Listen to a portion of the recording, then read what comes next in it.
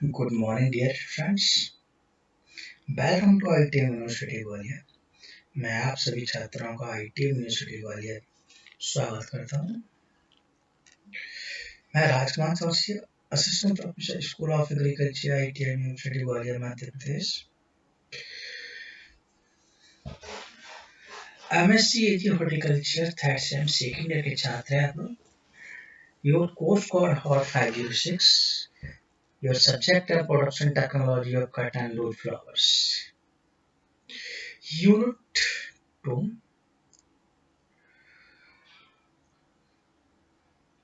Topic Cultivation of Jasmine Part 3, Lecture number 26, presented by Mr. Rajkumar Soshi, Assistant Professor, School of Agriculture, IT, University Gwalior, Madhya Pradesh. आप सभी छात्रों को स्वागत करने के बाद उम्मीद करता हूं कि आप सभी छात्र घर में स्वस्थ होंगे। जैसा कि अभी कोविड-19 की महामारी का प्रकोप चल रहा है, इसके तहत आईटीएम यूनिवर्सिटी के द्वारा आप लोगों की ऑनलाइन क्लासेस संचालित की जा रही।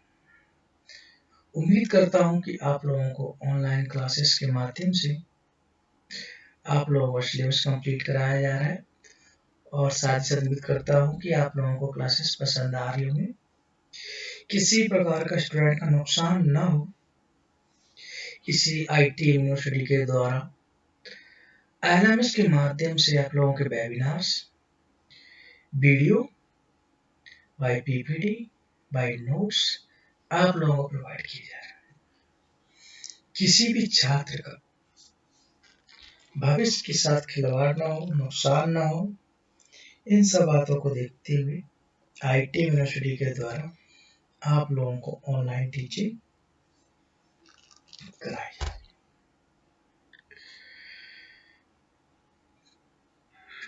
आज हम डिस्कस करेंगे कल्टीवेशन ऑफ जैस्मिन पार्ट 3। सबसे पहले हम जानेंगे outline. Intercultural operations, weedings, intercropping, pruning, nutrients requirement, after that harvesting, aid। हम थोड़ा सा जनरल चीजों को जानना चाहेंगे। इंटरकल्चरल ऑपरेशंस क्या होता है? किसी भी क्रॉप के लिए आवश्यक होता है किसी वीडिंग,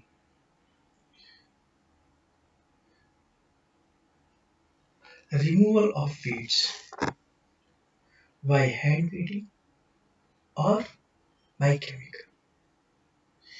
वीड्स, खरपतवार जो किसी फसल के बीच में उग जाते हैं, उनको निकालना या तो मैनुअली को हाथ के द्वारा या हम केमिकल का यूज करके हम वीड्स को, खरपतवार को नष्ट करते हैं। ये वीडिंग कहलाता है। फीडिंग अति आवश्यक है कि हमें फील्ड से निकाल देना चाहिए, अदरवाइज हमारी क्रॉप को जो न्यूट्रिएंट्स की रिक्वायरमेंट होती है वो वीड्स ग्रहण कर लेते हैं, एब्जॉर्ब करते हैं। तो जो न्यूट्रिएंट्स हमारे प्लांट को मिलने चाहिए, हमारी क्रॉप को मिलना चाहिए, वो प्रॉपर्ली नहीं मिल पाते और प्रॉपर्ली ग्रोथ नहीं हो पाता है। इसके साथ ही साथ इसकी ग्रोथ भी रुक जाती है। इंटरक्रॉपिंग क्या होता है? इंटरक्रॉपिंग के बारे में जानेंगे। एक फसल के साथ दूसरी फसल को लगाना, विभिन्न प्रकार के रोग के बीच में। प्रूनिंग के बारे में थोड़ा सा जानेंगे हम। प्रूनिंग क्या होता है?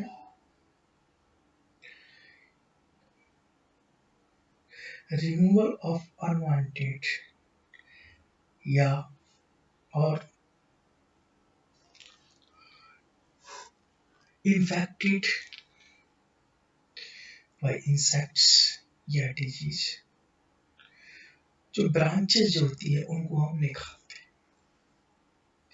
या तो वो ब्रांचेस किसी इंसेक्ट्स लगा हुआ है या किसी बीमारी से अगर ग्रसित है या अनहेल्दी है तो हम उन ब्रांचेस को दिखा देते हैं। प्रूनिंग के अलावा न्यूट्रिएंट्स रिक्वायरमेंट्स एक आवश्यक है किसी भी पौधे के लिए। हमें एनपीके के अलावा माइक्रो न्यूट्रिएंट्स की आवश्यकता पड़ती है। हमें कितनी मात्रा में हमें पौधों को देना है क्रॉप के लिए आवश्यक है। इसके बाद हम जानेंगे हार्वेस्टिंग। हार्वेस्टिंग का हमारा एक पर्पस होता है कि हम क्रॉप को जब भी हम लगाते हैं तो हमने किस पर्पस से हमें क्रॉप को ग्रो किया उसके अकॉर्डिंग हम हार्वेस्टिंग करते हैं। आफ्टर दैट यील्ड के बारे में हम जानेंगे कि किसी भी क्रॉप की कितनी यील्ड हमें प्राप्त हो रही। यील्ड भी हमारा डिपेंड करता है हमारी climate condition, variety and interculture operations.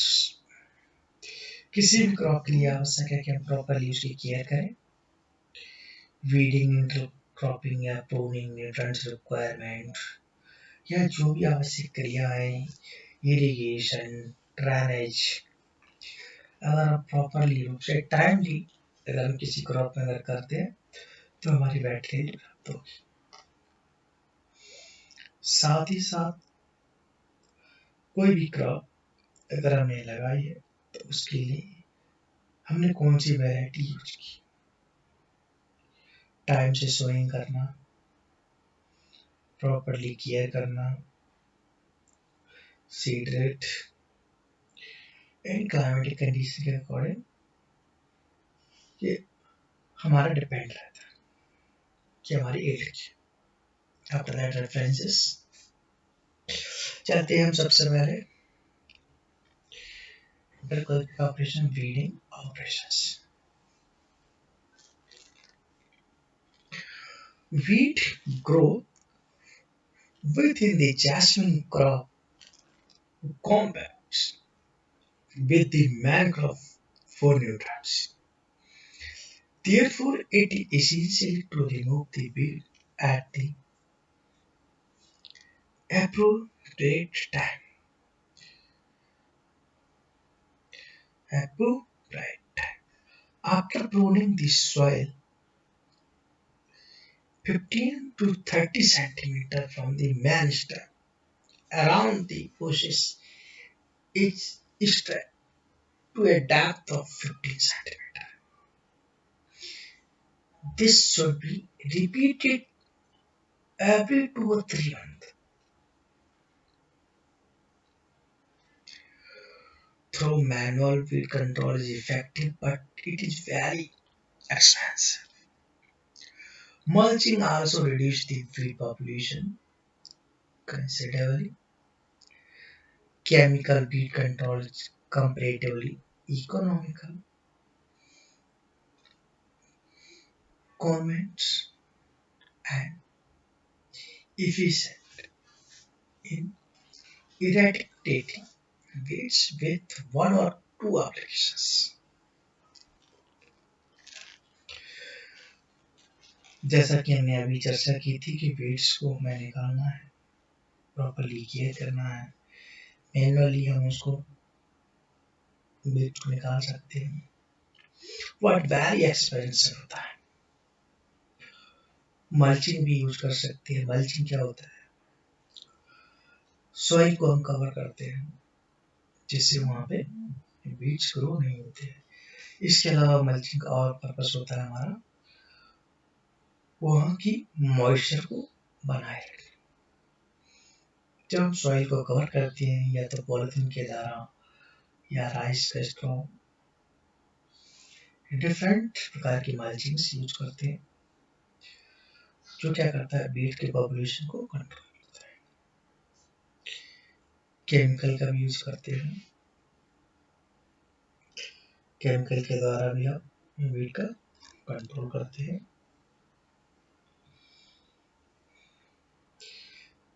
तो काफी आवश्यक है ब्रीडिंग का कंट्रोल। नेक्स्ट है intercropping. In the initial year, when there is sufficient space between the vegetables, vegetable crops and ornamental plant can be grown in intercrop। जैसा कि मैंने चर्चा किया था, इंटरक्रॉपिंग क्या होता है, मेन क्रॉप के बीच में अगर हम दूसरी क्रॉप लगाते हैं,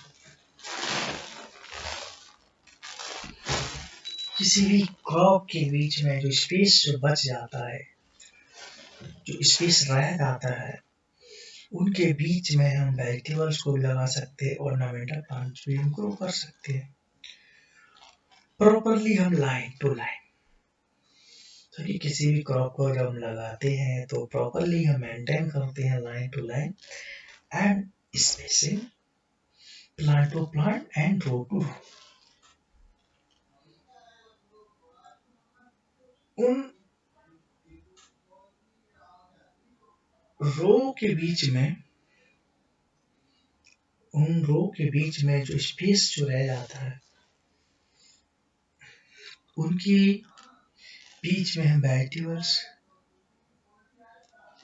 या ऑर्नामेंटल क्रॉप को, प्लांट को हम ग्रो करते हैं।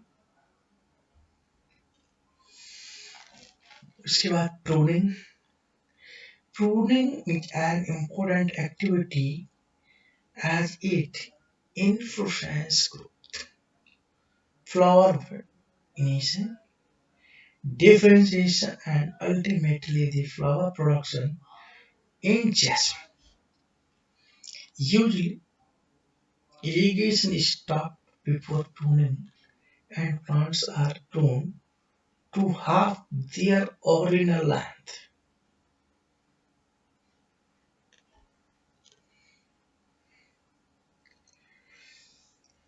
किसी भी क्रॉप के लिए आवश्यक है कि इंटरक्रॉपिंग या प्रूनिंग या इंटरकल्चर ऑपरेशंस हैं, वो हमें प्रॉपरली टाइम टू टाइम करनी चाहिए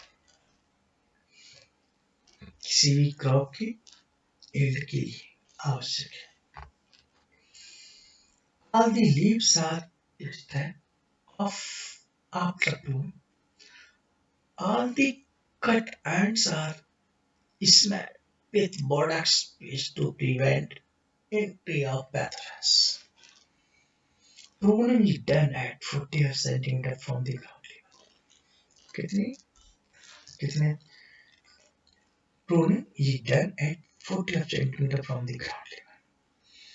Pruning done during mid of December to mid January result in maximum number of branches and high rate of flowers.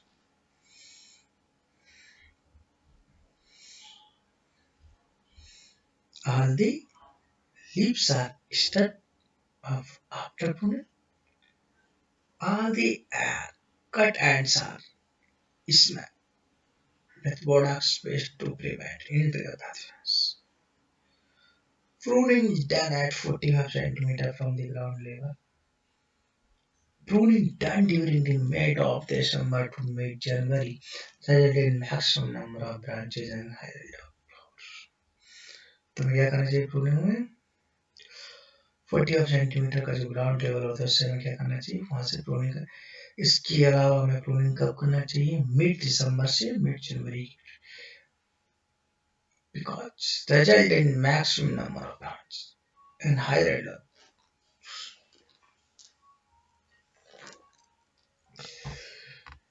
Next term, weed control. Weeding is necessary for food growth. Feeding necessary for good growth and development of the crop. First weeding should be done after 3 to 4 weeks of planting, and then subsequent weeding is done once in every 2 to 3 months. तो weed control में अति आवश्यक है। Weed control हम by hand के द्वारा manually भी कर सकते हैं, इसके अलावा हम केमिकल भी यूज करते हैं। तो हमें अति आवश्यक है कि बीट का कंट्रोल करना चाहिए हमें, जिससे कि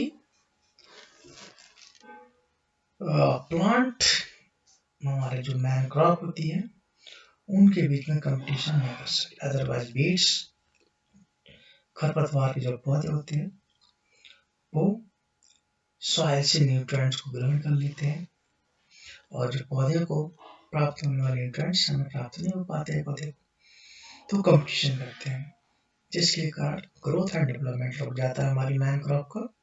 इसलिए मैन क्रॉप में के बीच में जो खरपतवार उग जाते हैं हमें उनको निकाल देना चाहिए।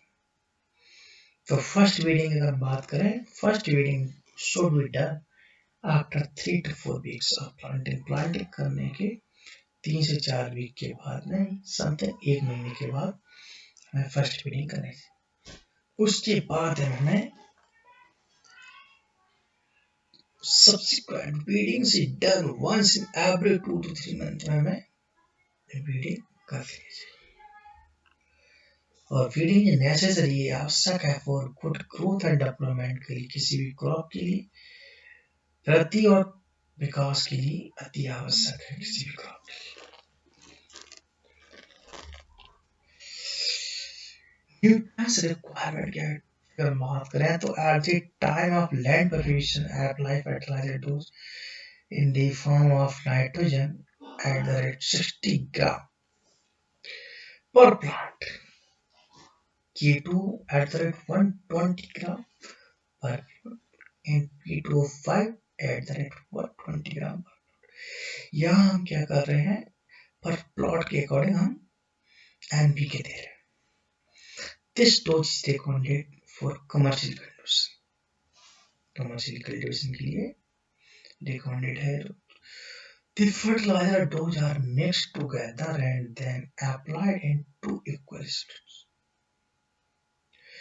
The first dose is given in the month of January and then second dose is given in the month of July।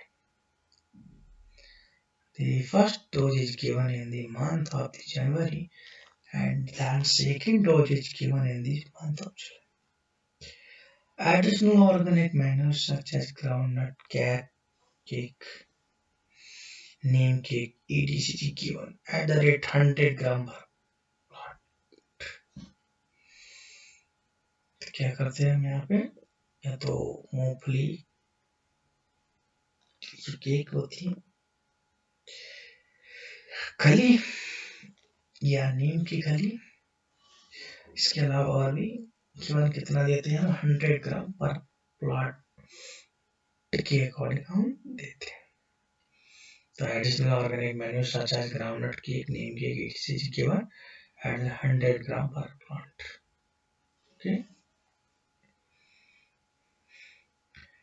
at the time of plant preparation apply fertilizer dose in the form of nitrogen at the 60 gram per plant, K2 at the rate 120 gram per plant and P2O5 at the rate 120 gram per plant। Okay, nutrients requirement। Spraying of zinc, micronutrients की अगर बात करें, spraying of zinc at the rate 0.25% and magnesium at the rate 0.5% is done to increase the florality to prevent from Fe iron deficiency। spraying of FeS at the rate 5 gram per liter is done at the monthly intervals। Harvesting jasmine given economic yield only for the third year and up to 12 to 15 years, and then the yield start declining। The jasmine gives economic yield only from the third year and up to 12 to 15 years, and then the yield start declining। इसका कम है। The stage of harvest depends on the purpose of flower to be harvested. किसके ऊपर depend करता है? The stage of harvest depend on the purpose of flower to be harvested. For fresh flower, fully developed, unopened flower, what are picked in the early morning. While for extraction of constant only full of fresh picked flowers are required. Picking of flowers after 11 a.m. will considerably reduce the yield and quality of the concentrate. Damage to flowers during harvest and transit will affect shelf life of fresh flowers and constant recovery.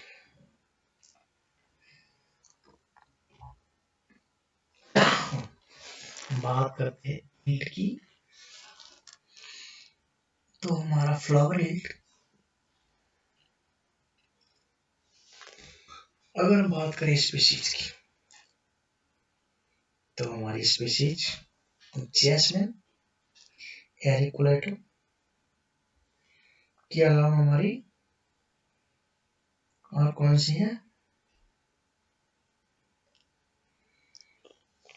Jasmine, sambac, jasmine grandiflora.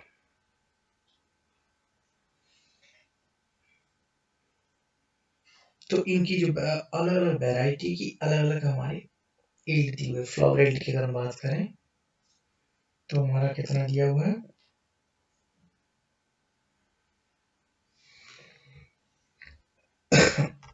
4733 to 9152। अगर हम बात करें constant recovery percent में अगर निकालें तो 0.28 to 0.36।